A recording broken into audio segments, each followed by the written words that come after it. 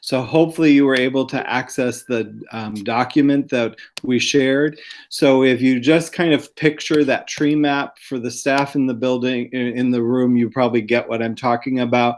I've kind of condensed it into just this Google Sheet. So we're looking for potential action items to go under each of those. And so we only have a little bit of time. The good news is today we're going to be reporting back out. So the information in these are just going to go back to the administrative team and the Board of Education members to help us try to create an action plan. Remember, there's a big goal, and then there are some action steps that we can do maybe immediately, and some might take some review and extra work, and some might be a little bit longer term, or they might be you have to do one to get to the next one to get to the next one. Does that make sense to everybody? So if there is anybody who would like to be our recorder so that we don't have everyone in there. Oh, Lynn, I thought that was you raising your hand, but it was going. Oh, I'll do it. I was putting in my glasses so I could see it. I thought it was. I'll do it. That's fine. I don't mind. Lynn was reaching up. So I'm going to be really watchful of the time to give us like 4 minutes for each of these. Some of these should be, I hope you heard how we made those big ideas into these. Hopefully you see the direct connection. So let's just kind of rattle off. What are some of the things we think we need to review and update for teaching, learning, and assessment practices and material through an equity lens to create culturally responsive learning environments? What are some of the things we need to do? Just rattle them off. Isn't it revisit each of the curricular areas? Yep. Is it that simple? Yep.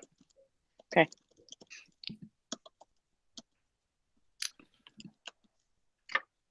I'll get us started. I think we need help for teachers to learn what a culturally responsive learning environment is or isn't, or what it is included to. That's a loaded topic.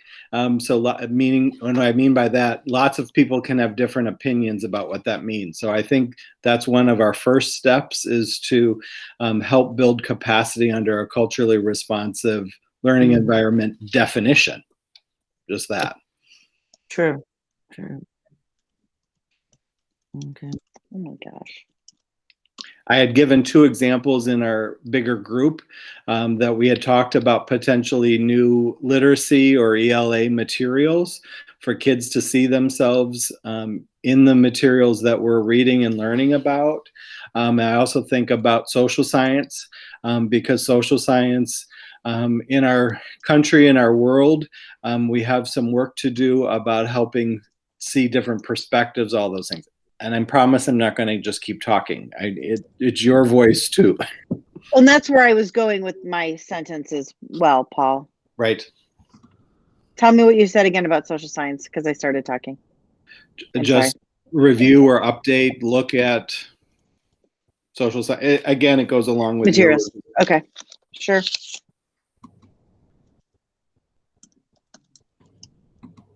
To kind of piggyback off of cultural responsive environment, social emotional learning or trauma informed training for all staff, I think would kind of go into that equity lens. We're remembering when in our group, I'm remembering when we talked about equity. Equity meant 2 different things for our group too. Mm-hmm. I think it means the whole idea about equity, that we're looking at all of the populations in our school and all that, but also access. So does everybody have equitable access to the resources, or do we have a consistent approach? Do we have things available for some kids but not all? And should it be that we have access for all kids and not some kids? I think that was part of our group discussion last time we were together too. That equity to us had dual meaning. Is that appropriately phrased then, Paul? The equitable access? I think so. Okay.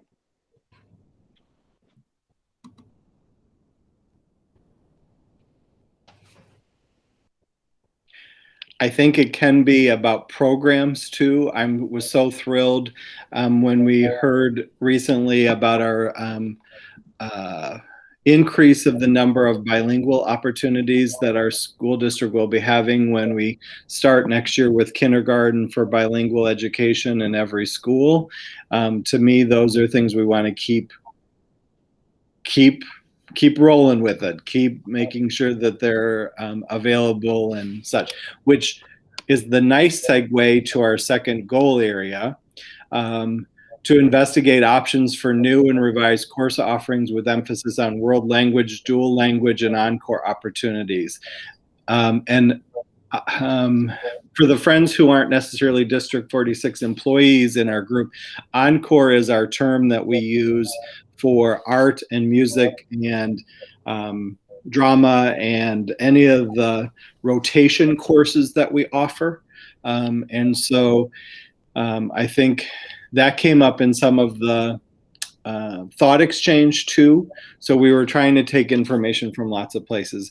But a program like World Language is not something that we can do, just jump in and say, yes, we're doing world language, because we have to look at the length of the day and available minutes. And if we add a program, we have to see what are we eliminating or what can we streamline if we have to do that, or are we extending the day to make those things happen. Lynn, I'm talking fast, but those are all the things. Those are all the kind of things that we would have to do as part of this goal to be able to get to. We'd have to review the instructional minutes for students. We would have to look at the high school closely about what language would we offer or languages we would offer, all of those kind of things.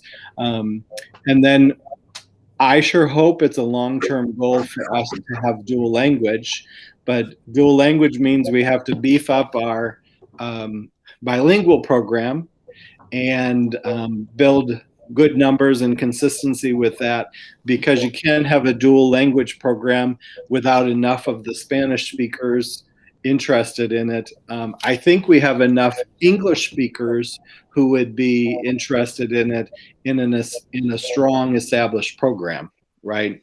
So I think that's Oh, sorry. Keep going.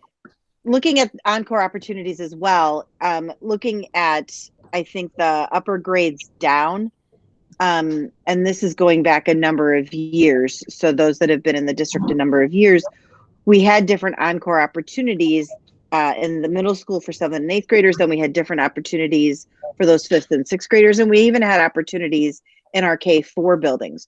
But I think at this point, I think we start at the top and work down to rebuild, if that. Well, and to me, this one goes to that second definition of equity, because we do have different 7th grade, for example, or 8th grade. If you go to Park or GMS, we offer different encores, and some of that is based on available staff, and not necessarily because of philosophical or instructional ideological ideas. I hope that makes sense to you. So sometimes it's if Park has an available staff member, they figure out what encore they can offer to support that. Tina, this is where you need to be loud and clear. I know there's something you want to say. Oh, are we talking about my maker education incorporation? Yes. Because an encore could be something like Makerspace. It could be something like a STEM opportunity. It could be something related to both of those things. It could be, and I'm not dissing anyone in the district, but is there something different that we want to do instead of drama? Or is there something different we want to do for music or art? Do we want to go into a digital experience for either of those? Is it more about compose? I'm not dissing anything, but the world is open for some more ideas or thoughts about what we could be offering, including coding or digital art. Like I said, digital arts. There's a lot of cool stuff that our kids are very, very capable of doing if they had the right instruction. We have to think about what we could be offering. Again, those are not something we would jump in and say, okay, in August when school comes back, we're going to have a completely different idea for all those things. It's going to take, it might even take multiple years, 3 or 4 years, for us to get to a place where we can pull the trigger and make changes to those things. Okay, keep talking though, because I'm talking enough. We've got about 2 minutes, Salsa. Well, we have to add the A to STEM for me, please. Happily so. Yes, you can, and you can kind of put those together with the makerspace. I like to put all of it together in project-based learning. You can put drama and music and art and coding and STEAM and makerspace all together in project-based learning, and that's student-driven then. As it can be very, could be very student-driven at that point. So as we've talked about in the technology group, also we'll be talking about it. We do have a computer lab in each building that may be ready for a revision or a change at the elementary level. If every child already has a computer, Chromebook in their hand, we probably don't need a computer lab of old devices that the Chromebook can do way more for. So, you know, that's all part of, in my mind, Encore, extra, more things to look at. And rethinking our library spaces with that as well. They're all connected, aren't they? Mm-hmm. Now, when you say project-based learning, you give them a project and they. Well, actually, there's a driving question, and jump in here, Tina. there's a driving question that is a focus for the students, and there's many components to it. So we're developing one. It's funny you mentioned this because we're developing one now to finish out the school year for our study on Illinois, because it's really dry. And looking at, we're going to be doing a writing component with it. So they'll be doing an informative writing piece, but they're also going to be creating a commercial or some sort of digital print or some sort of something to attract citizens to come to Illinois. Okay. It's still being worked on. So there's many components to it. Did that help clear things up a little bit? So there's usually not just one right answer. And Right. so there's lots of different ways to solve it or to look at it. Groups can use their talents in different ways, so that some kids could be more dramatic about it. Some other groups could be more artistic. Other ones could be more building focused. They could create something. So it does give kids lots of opportunities to shine. I'm looking at the time. Guess what? Thank you, group, so much. I hope that I'm saying thank you for your participation. Thank you for your knowledge. Thank you for your patience with me. This is just really, really, really exciting to consider moving forward of all the things that we have to consider. Remembering that these are all just going to be potential ideas. So we're not going to say, oh, but that was on the list. We have to do this. We have to balance them, because out of the 6 goal areas, we also have to determine how much we can do each year as a system. That's a pretty big undertaking to make a lot of significant change quickly. So some of it will have to be spaced out and such. Any last words from any of you? Thank you, everybody. Thank you.